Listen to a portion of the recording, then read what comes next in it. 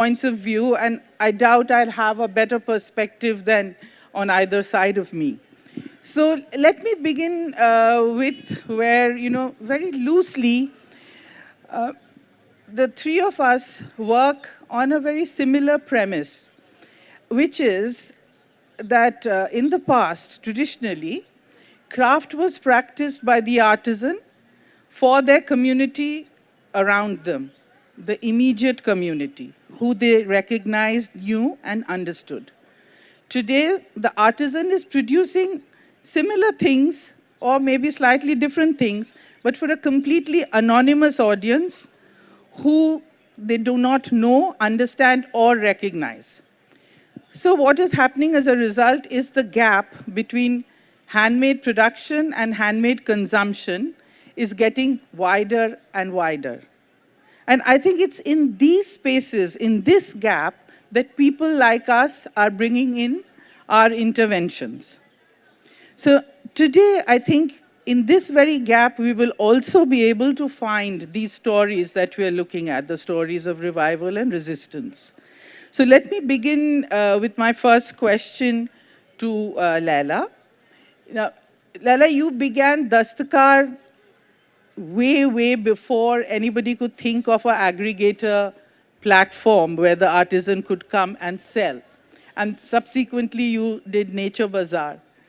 So tell me what your experience is of the numerous years of work that you've afforded to the artisan to be able to come and sell. Has that triggered resilience? Has that triggered survival?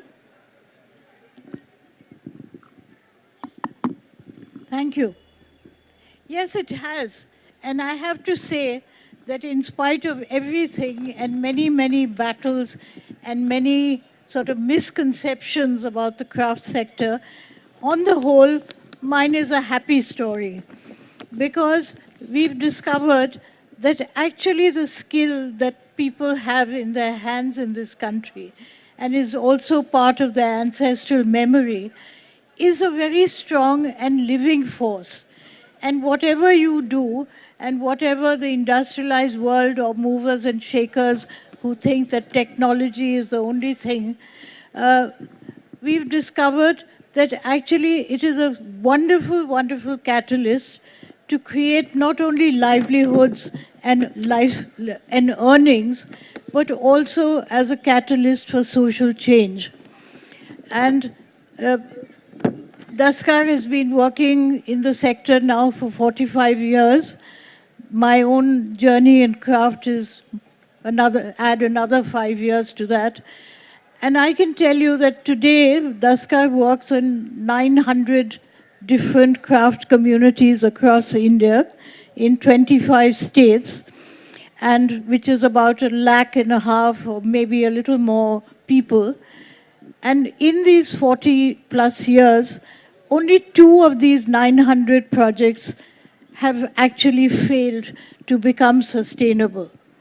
All of them today, in spite of the fact that government funding is very difficult to get for the craft sector, and for the corporate sector it doesn't really exist unless you work in huge scale, we've been able to see that after an investment of 2 or 3 years, all these communities are now sustainable. And so that gives one the confidence to say that actually craft is still one of the, not only the second largest sector of the economy in India, but it is also one of the still growing ones. And it's one of the biggest contributors to our GDP, in spite of, as I said, very little formal investment from outside. So I'm quite optimistic. In fact, I feel that in this new post-COVID world, where people are looking again at our society and our consumption habits and our ways of production, that people are realizing that the slow fashion, the slow manufacture, the lack of wastage, the green production systems are really the way to go, and that India is going to once again show the world how it's done. That's amazingly encouraging. Now, Bappa, you to my mind, has single-handedly put back Bengal textiles into the wardrobe of the contemporary Indian. I am a big fan of yours, unabashed, so I may be going a bit over the top, but you definitely are one of the reasons. Now, I know that, from when you were just finished being a student and began this journey, I've kind of watched you grow. Designing textiles, making them look attractive is one thing, but to be able to produce a sustained number of items in terms of the supply chain, the production, and working with artisans who are not really very energetic, especially in Bengal. How have you done that? Share with us your story in Nadia, say how you began and what was your experience in energizing quite a dying lot of weavers? Thank you. Thank you, Laila, for that clap. That really means a lot to me. Because we have all grown up looking at Dastakar, looking at your work. Your work has a huge impact on all of us. So, coming back to your question, Nandita, like what just Laila said, that artisans, actually, my experience also with artisans has been quite a positive one. And especially when we start, apart from very few who has not kind of responded positively to the changes that we wanted to bring into the Bengal handlooms.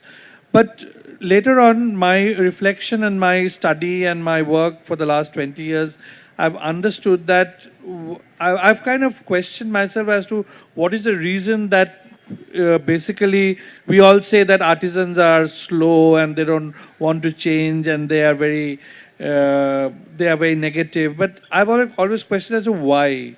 And but when I started working, I actually sat with them and spoke to them and tried to understand why. And probably that's the reason why maybe I found more successful collaborations with artisan groups and communities. Because one thing I think what I realized while working with them is that no one takes the time out to sit with them and understand their lifestyle, where they come from, what is the work that they do, what is the knowledge that has been passed on, whether it has religious impacts, whether it is only commercial. So all these takes time to understand, and so one has to give the community that time to be with them, understand, and only then they open up and then they respond positively, and then sky is the limit. And then you just have to, because all the community, crafts, artisan community, they're always looking for work, because there is work that they need. No matter how popular they are, they still need the work, because after, especially when we weave, after one loom, the warp length, say, of 20 saris gets over, one has to already be ready with the next 20 pieces of warp. Correct. So there is scope of work, there always need of work, but then people who work with them also have to understand their lifestyle, their livelihood, their way of life. Only then you can actually penetrate into the thing and start the work. Yeah, of course. Well, I think you're so right, and you really hit the nail on the head, because every craftsperson wants work, but they are naturally, because they come from a society, they don't have investment, they don't have resources, they are risk averse. Yes. So I think a lot of people make this judgment about craftspeople, oh, they don't want to innovate, they don't want to experiment. But they are willing to do it if you're willing to invest in the process and then guarantee that there's going to be orders after that. Absolutely. They don't have the luxury of being able to experiment just for the sake of it. Yeah, because I've seen in a lot of times, like other companies who have come there to work, the sampling hasn't worked out. Like they have put like say 5 saris and they wanted to experiment whatever they wanted. It didn't come out. But they were not patient enough don't to persist. put the next 5 and figure out, okay, this 5 hasn't worked. Let us try And the that next experience 5. then Yeah. has had a knock-on effect where the craftsperson says, "Oh, I don't want to yeah." work. And also sometimes, Laila, the huge companies, they come with huge orders, which is next to impossible for them to actually execute. And then but they are so in need of work, they start doing it and then they fail in between. But there is no hand holding that is happening. The company sits in Bombay or Delhi or Calcutta and says that, no, I need those 1,000 pieces within 2 months.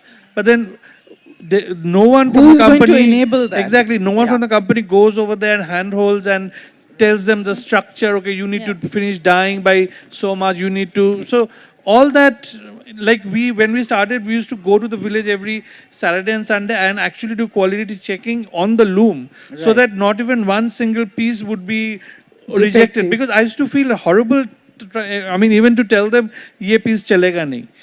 Because they've worked on that piece for the last 7 days. And they come to you and then you see one line and you say, nahi, ye to nahi hoga. So, so that kind of a quality control, training and everything, dyeing. So we did that at the craft. Right. Okay, so now this brings me to my next question, which is, I was trying to search for artisan-led brands. Are there any? I found, what Mansukh Prajapati runs in Gujarat called Mitti Cool, where he creates clay refrigerators and kitchenware and is running a very successful company. Then there is pabiben.com, where Pabiben creates a range of, Rabari style bags and things like that. And I'm sure there are more, which I kind of didn't find very easily. But the question that I have from this kind of, data is that today the market is full of very attractively designed, well packaged and easily accessible handmade things. Now, to whom does the credit for this go? Would you kind of say that a lot of the, kind of steering of this has come from NGOs or organizations like, say, Fab India, Good Earth, Baro Market, iTokri, and, all these brands that depend on the handmade? And my second part of the question is that how do we kind of, instill something that creates entrepreneurial behavior amongst the artisans themselves so that they don't remain tools of production at the whims and fancies of season and, keep looking for a benevolent designer or a kind, sensible, intelligent aggregator. So how does this kind of entrepreneurialness get encouraged? Well, I think one of the two things really. One is the growth of the internet and the fact that everybody in India, in rural India, has a smartphone. They may not have electricity, but they have a smartphone. And so they're on it, and they are suddenly seeing the world through their own eyes rather than through the eyes of a buyer or government official from Gurjari or... First-hand. Yeah, they're seeing it firsthand. They're going on to Pinterest, they're seeing designs. They're understanding their customer directly. And in those 2.5 years of COVID, actually we all had to go online. And Daskar itself did so much product development and design online. And actually craftspeople who are very visual people took to it like a duck to water. They were able to understand it probably better than we did initially. And whether it was sort of embroidery women sitting in Banaskantha or whether it was Dhokra workers in Orissa, you put them in a room, you set up a screen, you have them sitting there with their materials, you have a designer or someone from Daskar at the other end, and all kinds of things happened. And it also that period where there were no buyers, no orders, no bazaars, gave them that space and opportunity also to innovate. So there they were, and amazing things have happened. And today they feel empowered by the fact that they know the vocabulary. You hear a craftsperson coming from Bujori, maybe to Delhi for the first time, but because he's been exposed to Samaya Kala Vidya or to Kala Raksha or to Khamir, they're using words like inspiration, mood board, color palette, and all with such confidence. And one of them actually said to me, he said, before designers used to come or buyers from abroad, and they used to use these words, and we didn't understand, we were intimidated by them. But now we understand that actually these words mean what we were doing all along. We didn't know the words. And now we feel that we can do this directly. So I think that's been a big change. They've learned how to photograph their products, to put them on Instagram, to create a brand. I mean, again, it's very charming to see young craftspeople coming from, whether it's from Kashmir or from Kutch or wherever, and they have their little visiting cards with their brand names and things. And it's given them a huge confidence. It was funny in the early days of COVID, where Daskar itself had just got online, and we were wanting them to send photographs of products so we could put them on our platform. And initially they were with their phone and they took a picture of something really beautiful. And then in the background, you could see there was a washing line with a pair of kachas hanging. And you had to say, no, this is not good. Please don't. And see, the lighting is right. And there's a plain background. But now they've become so savvy at it. So I'm not saying that everything is golden and rosy.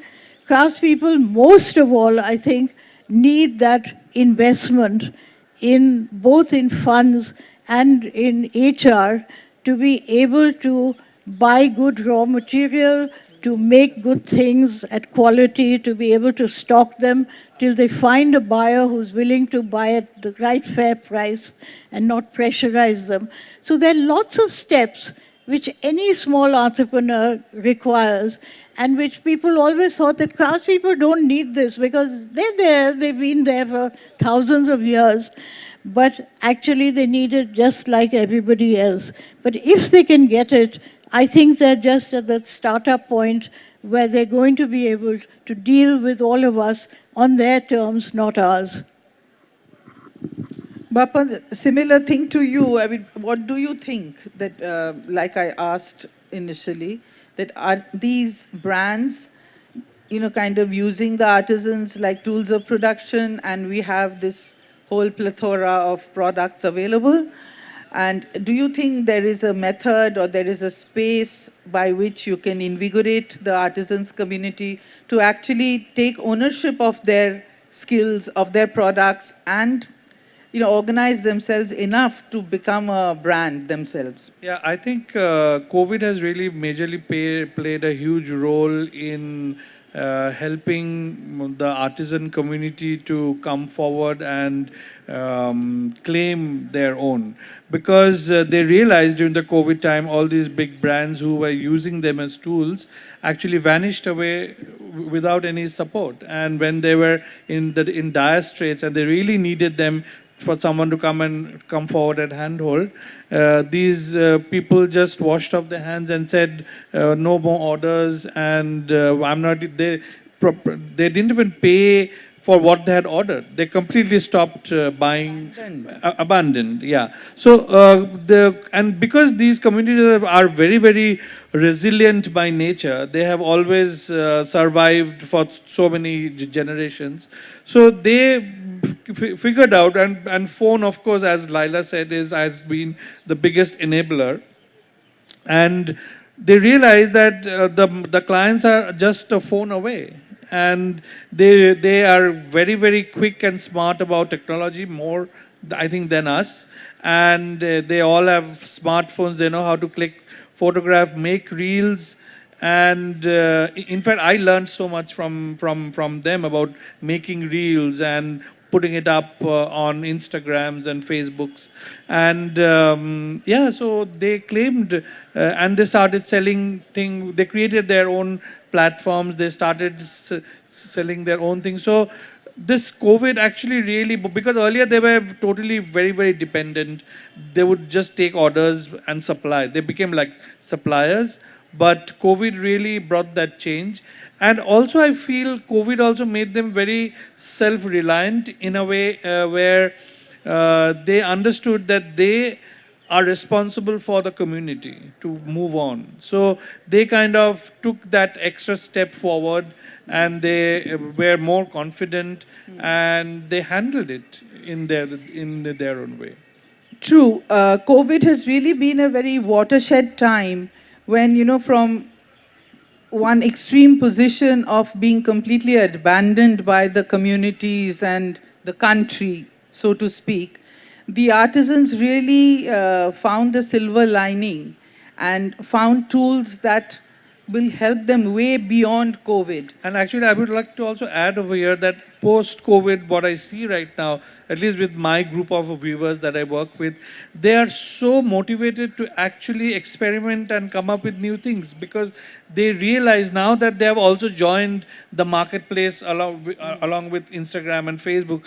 They realize how important it is to go on creating and the creative juices to flow. So they earlier, who were quite reluctant because they wanted 100 pieces of the same thing going on and on and on, they now come to me and ask me whether there are some more experimental work that I would want to do alongside the production. So I think the parties, what you had initially questioned, participation of the artisanal community, right now I see is much more.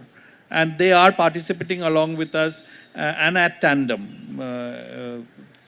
I think that's absolutely hugely encouraging and satisfying, which then now brings me to the elephant in the room, which is the government.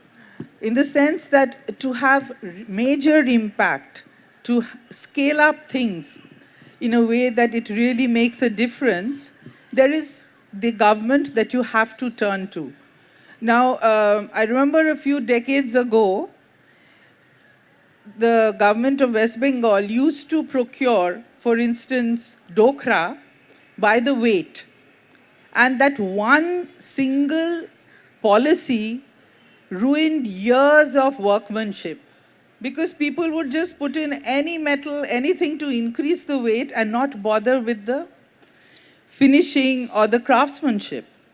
So in this very small, narrow way, it's highly evident that the government can make an impact that really can be as negative or positive as the policy. Yeah, I would also like to, like one of my viewers actually told me that earlier the policy of the government to differentiate between a handloom and a powerloom was they didn't allow the powerloom to weave any saris, neither the threads could be colored. And now the things have changed. So it was such a beautiful thing that just not by you allowing the powerlooms to use a colored thread meant they would not participate into the sari business, which was so government policies can actually really make it and break it. And equally today we've gone the other end. Bisho Bangla is a very good example of how the government can stand as a partner with artisan groups. And this is, sustained ordering, fresh designs, new supply chains, and the confidence to the artisan that there is work for me on a recurring basis. So the power of the government cannot be denied. Now my question to both of you is, we have these fantastic, kind of institutions that have been established alongside freedom, which is the cottage industries, the various emporiums of the states. But they seem to be doing very little for the artisans. In today's day and age, they can really be very proactive. So my question to both of you is, what can you advise them to do? That would be more of a Laila answer. Well, I feel after all these years of interacting, obviously, with the government at different levels. I feel that it was very useful in the early years of Indian independence that the government set up these completely new things where local cottage industries were being sold, that each state had its own corporations and its emporiums to sell craft, to reach out to craftspeople to do it. But I think that 75 years on, the government really needs to stop trying to be a manager or a seller or a merchandiser.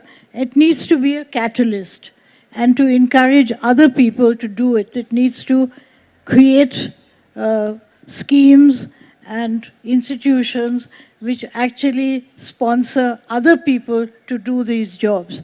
I think that row of state emporiums on Baba Kharak Singh Marg couldn't be deader and more boring, and they act as a disincentive, and then they think that once a year if they give subsidies for Gandhi Jayanti, they've done their job. I don't think it promotes them, and even their advertising looks like about 100 years old, and today generation next is not going to be enthused to see an intricately carved row of elephants, and said, this is the glory of Indian craft.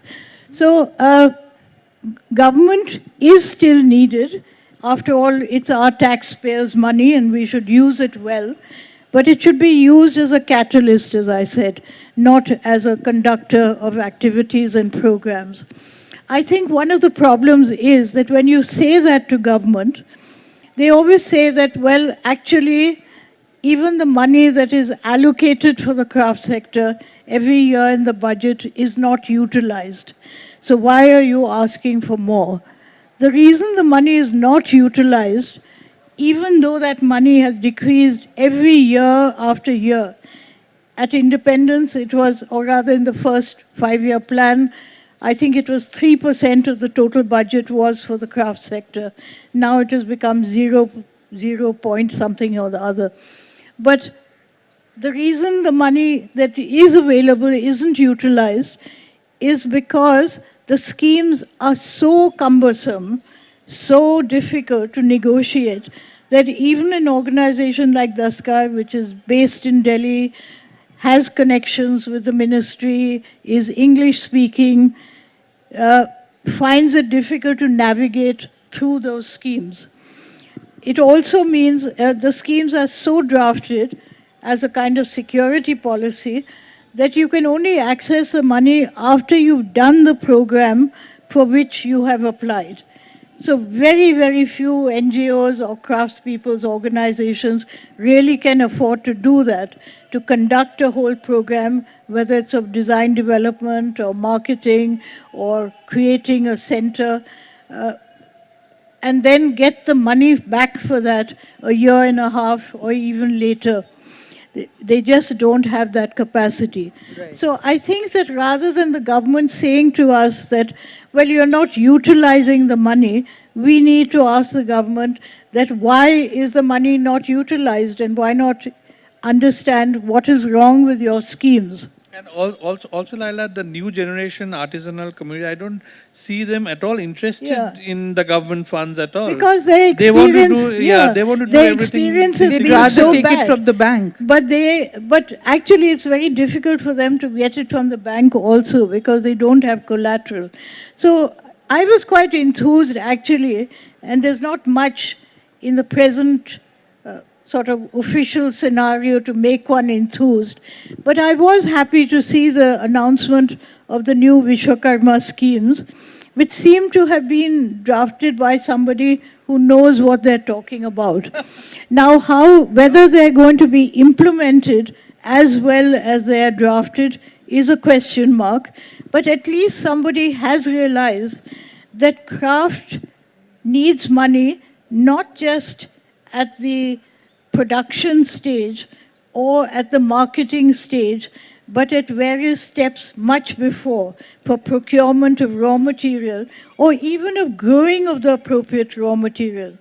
The reason why so many weavers today are in a very bad state is not because, as a lot of people seem to assume, that there's no demand for handloom. Far from it. Handloom is actually very, very popular and on the rise today. But because the right raw material is not available. The cotton that we are growing now is all right for the mills and for powerloom, but not for handloom. The kind of indigenous cotton that used to be grown in different areas, because Tamil Nadu saris use a different type of cotton. The ones in Assam use something else. The ones in Andhra use something else. And weavers cannot get that right type of raw material, cotton. They have to buy it all from the national cotton something or the other. So I think we have to look at all these stages, seeing that craftspeople also don't have to make that choice when they're about 15 or 16, that are they going to learn the traditional skill through their fathers and uncles and mothers and grandmothers, or are they going to go to conventional school? Why can't we, in Craft Pockets, create the kind of schools which give points for students who also are learning the traditional skill? It should be a subject. So there are lots of ways that we have to look at the craft sector in a holistic, all-round way to see what is missing, rather than saying, oh, you know, craftspeople, it's part of the past, it's a part of our heritage, but it's not part of our economic future. I strongly disagree. Craft is a gold mine that no other country in the world has, and we need to invest in it. And also I feel, adding to what Laila said, is that policies of the government should be such that the question over which I always, right now I'm really toiling on, is that who is an artisan? What is the definition of an artisan? When we talk about an artisan, do we only think about people working with their hands coming from a certain economic background? I think that is a very, very commonly prevalent notion, that an artisan has to come from a certain economically underprivileged background. So unless we open this boundary up, the studio artisan. unless we participate equally along with them as an artisan, like now today, that when I'm painting myself with the natural dye, I can consider myself an artisan because I'm doing it myself. And I realize that this border that we have created, the economic barrier of the privileged and the moment city-bred, economically better off person works with craft, is not considered as an artisan. Whereas a weaver's son is considered as an artisan. So we need to dilute these barriers. These need to open up, and it should be a free-flowing participation. Only then I think they will also be proud of doing what they're doing, and because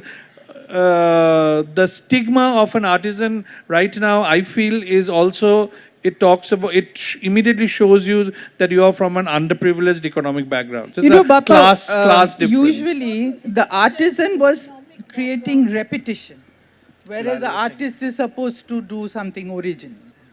Yes, Laila. No, I think that it's not just an economic barrier. In fact, I feel the economic barrier is lessening now because many craftspeople are actually doing very well. It's a social barrier, that the minute a person says that I'm an artisan or a craftsperson, they're looked at as someone with whom you can bargain, and as someone who's unsuitable to enter your social sphere. Whatever you might be buying from them is fine to bring it into your house, but you won't bring the person who's woven that sari into your house. So I think that's something that we certainly have to look at. Anyway, I think that you and I, Bappa, are craftspeople. So I think the question is ably answered, and I'm also encouraged, by the fact that the government has initiated something in the Red Fort called the Design Incubation Center, of which I am a part. And the basic kind of outlook of that center is to have GI crafts represented there, and trace its kind of travel from beginning to where it is now, and interact it with businesses and brands all over India and abroad, so that it can take the next step, and directly between the artisan or the creators, the artists and the brand owners. And people like us are, kind of optional, say, consultants, which is a fantastic model where everybody has some sort of a determinism. Now, I think we've run out of time, but I just want to ask this one last question, which I'd love to hear from both of them, which is, say, take the example, I'll give an example of, say, Potachitra. Now, Potachitra is essentially a narrative of alongside images. But for it to survive, it is slowly becoming a visual art, because people do not listen to those stories. You cannot earn income by selling the performance of the story, but you can sell the picture.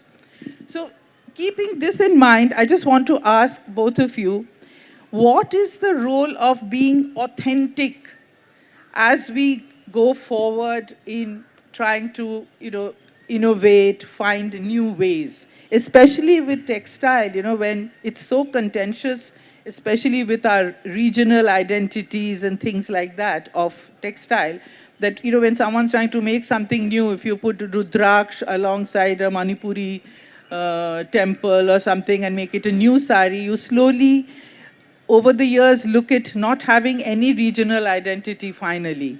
So what do you think about authenticity? Well, I do not subscribe by the GI at all. I mean, I don't understand why there was a need. Maybe there was a need for GI, but I don't support it at all. That's my personal view. And I feel crafts has always been very dynamic. Craft has always worked along at tandem with the market demands and the needs. There has been various craftsmen who have been very creative, and they've always created upon and changed designs and patterns and texture to suit the market demand. So craft has always been dynamic, and it always changes, and there is always scope for new things. And authenticity to me would be staying true to the skills. The techniques. The techniques, say for instance, when I started doing the Jamdani, which was a total take on the traditional one, and I completely changed it and made it contemporary. I worked on the motifs, I worked on the yarns and the texture, but what I kept intact was the skill. And so I didn't try to change the loom structure. I didn't try to change the intricacies of the skill. Even the turning of the threads, the dhaka, I did it after every thread pick. I did it because they over here do it after every 2 or 3 picks. So I kept that. But keeping that, I worked around and made it contemporary, which again gave a fresh life to the craft itself.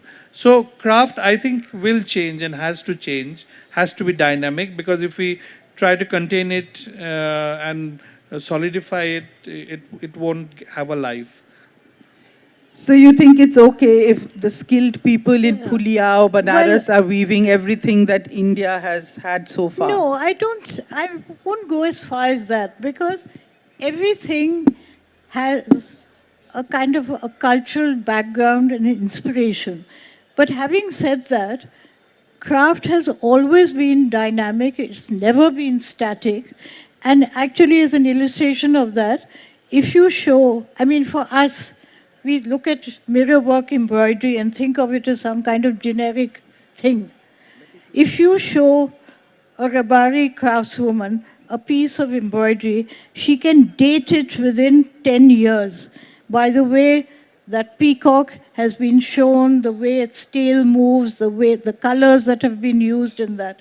So, I mean, it's we who are a little ignorant, and we just think that everything is one generic lump, that all Bengal saris look the same, all chicken embroidery looks the same, and has looked the same for 100,000 years. It isn't so. But I think the point is that that intervention, that change, has to come from a mind that is thinking, preferably the craftsperson, who understands his market and is inspired to make that change because he's responding to something.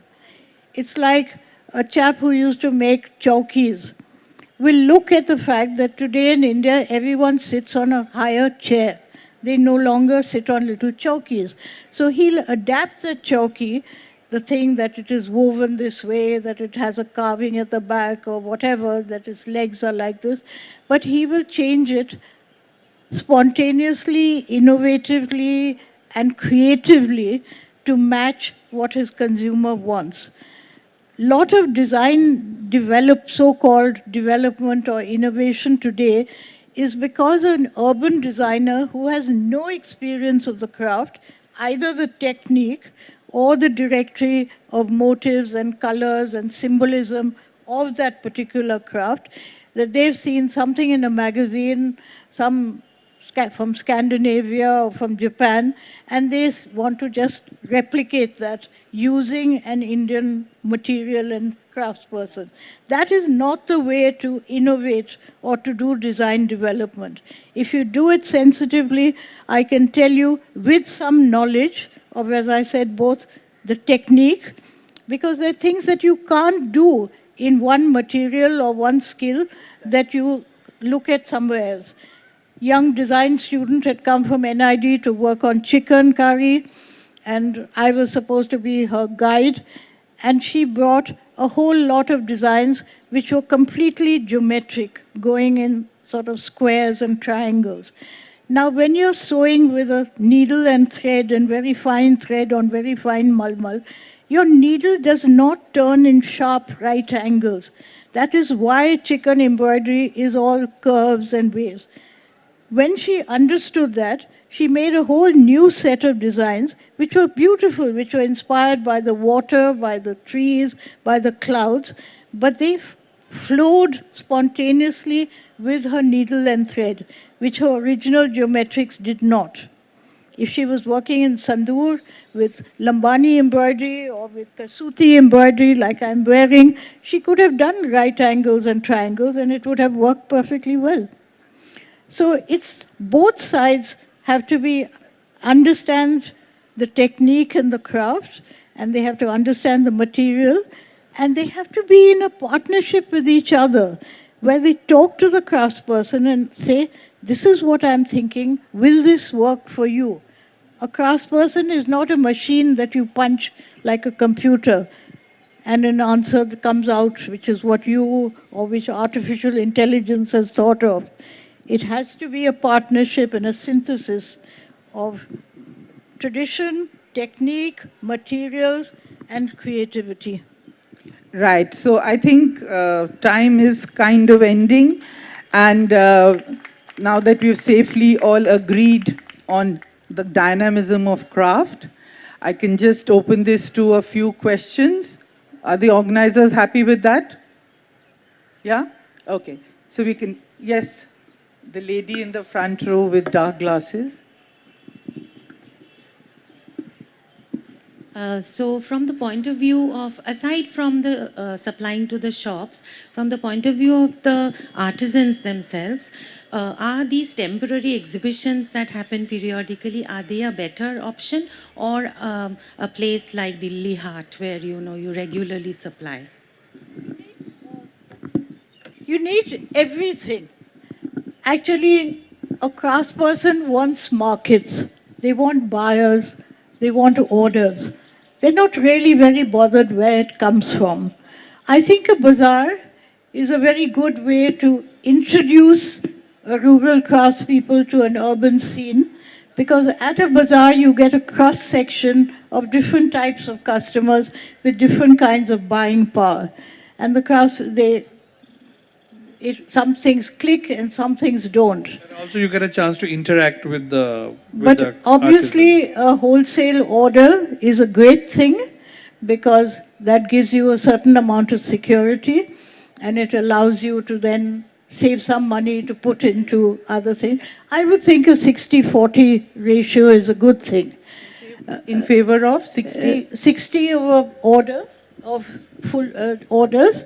But again, there's a caution: don't take orders from people you don't know. Don't take orders unless you get an advance. And don't take orders which are tempting but which you feel you may not be able to fulfill. And try and avoid orders from people who are fly-by-night and may never come back again. Do you have a point of view? This Is that all right? You're happy with the absolutely, answer? Yeah, absolutely. Yes? Oh, that's just shading the sun. Sorry, I thought that was... Certainly, the mic is going to you. My question is that Northeast India, all the peoples are doing the lots of handicrafts all over the world in that market. Muktaboni Devi, last year he got the Padma Shri, honored by the Padma Shri. But how she get the market from that area is the number one question. And secondly, we know all the Midnapur areas for the Patachitra, Bangla Patachitra, Kalighat Patachitra, and all of the various others. And at present, any of persons don't get any Kalighat Patachitra. It is a too precious. If you pay 2 lakhs or 10 lakhs, you can't get it. But how they will do the Kalighat Patachitra persons, or the Midnapur Patachitra persons, or Sabang Patachitra persons, do their market in the future areas and all over the India? I can answer the Kalighat question. I mean, you can speak to me after this. There are 2 very good artisans right now in Pingla, Anwar and Sanwar, Chitrokar, who do A+ quality Kalighat pot. So if you're interested to purchase them, you can, and they are available online through Baro Market and places like that. And they have more orders than they can supply. But it's a very high skill, very precious, very difficult to execute work. So I don't see a future where there are lots and lots of people capable of a good Kalighat pot. But if your question is how do they prosper, they are already prospering. I think the answer to this also particularly is that just what Laila pointed out is adaptation, like proper adaptation with the proper aesthetic and the knowledge and the history. He wants an answer to some lady in a person in No, I think he wanted to know what is the market, where will they sell. So yeah, I think adapting and changing the craft, like what we said, because the craft is dynamic, the usage of a craft might not be there at the moment, but so the craft has to innovatively change itself to suit the demands for the market, and then the market opens up. I'll give you another example of Shola Pith, the Bardwan Shola. They usually keep on making decorative work of Durga or religious decorative work. Today we are doing very large, things which look like paintings with like ivory sculpture, and they are being sold for close to 1 lakh of rupees each, like artwork. So, it's what Bappa said and what Laila ji has been saying. You have to adapt to the market that can consume your skill level. And for that, you have to put in effort and work, perhaps collaborate with another designer who can show you the way. You can do it yourself as an artisan. So there are many ways, but you have to dynamically think about it and not just expect what you've been doing for 3 generations will continue to keep going. If there are no more questions, there is. Hi, thank you for being here today and giving this talk. I had a question about entrepreneurship, and the question you asked earlier was about how the artisan economy can have entrepreneurship. I think today's day and age, a lot of the younger generation are looking at entrepreneurship through investors, through incubation, through being able to, and we've seen the kind of entrepreneurship in the startup sector with the agriculture sector, where now you have a number of agri startups and apps, and the government is scaling them up, etc. And I think when it comes to entrepreneurship, so young entrepreneurs who want to get into the craft business, one thing that becomes daunting is the whole point of once you get into the business of it, investors look at scale and they look at profit margins, and that's how they will get their sort of buyout and exit to sort of leave that, or you become an IPO, and that's kind of how young entrepreneurs are being, with the Shark Tanks of the world, the kind of business you get is how big, fast you can sell and scale. But with the craft sector, that's inherently hard to do, because the idea is to create a demand for something which was earlier for religious purposes or for the community. You're creating this fake demand in a way, marketing it, and then trying to, match it with the craftsperson. But of course, there's like the quality checks, making sure that each product is probably not going to be the same. There will be something that is handmade, will be different. And so I think that's where a lot of young entrepreneurs like me are getting stuck, which is like, how do you work with the business community? Because the government is not someone we're always looking to partner with as a young entrepreneur, and nor is, of course, CSR and corporates. They have their own space in this. So inherently, is the only direction that we become patrons and try to be new age patrons? How do we become entrepreneurs and also help the process? I'll just give you a quick answer. You can look at something called Karigari Clinic. This is a man called Ms. Priyadarshi. He's starting a new model, which seems to have worked for a few artisans. So I'll share the link with you. No, and you cannot you cannot sell craft the way you look at a normal business. Craft, the way you sell, say for instance, I can share my journey when I was a NIFT graduate and I worked for in an export firm for 2 or 3 years, and then I wanted to start my own business. And I went the normal way. I went to the trade fairs, and we secured orders. That's how everybody does, secured orders. And but trade fair works with, there are artisans, there are companies who work with machines, there is everybody there. So we realized after 5 years that we cannot sell craft or handlooms the way like you cannot box it into the normal business model. Like normal business model right now, what you said is, okay, there has to be a growth always, but you cannot match it up with the growth. The companies look like numbers is not the sole thing here.